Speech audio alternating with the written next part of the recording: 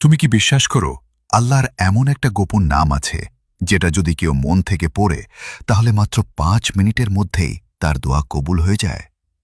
অবিশ্বাস্য শোনাচ্ছে, তাই না?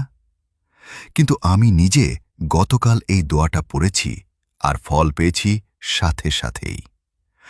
আজ আমি তোমাকে শোনাবো সেই দোয়াটা যেটা বদলে দিতে পারে তোমার পুরো জীবন, ইনশাআল্লাহ। আল্লাহ, আমার প্রিয় মুসলিম ভাই ও বোনেরা, যদি এই ভিডিওটিতে লাইক, কমেন্ট আর শেয়ার করে তাহলে আপনি তাদের সকল দোয়া কবুল করে দিন। সবাই একসাথে বলুন আমিন।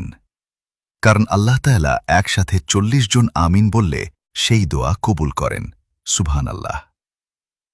আল্লাহ তাআলা এমন এক গোপন নাম আছে যার মাধ্যমে কোন দোয়া করলে তা কখনো ফিরিয়ে দেওয়া হয় না, যাকে ইসমে আজম বলা হয়, অর্থাৎ আল্লাহর সর্বশ্রেষ্ঠ নাম।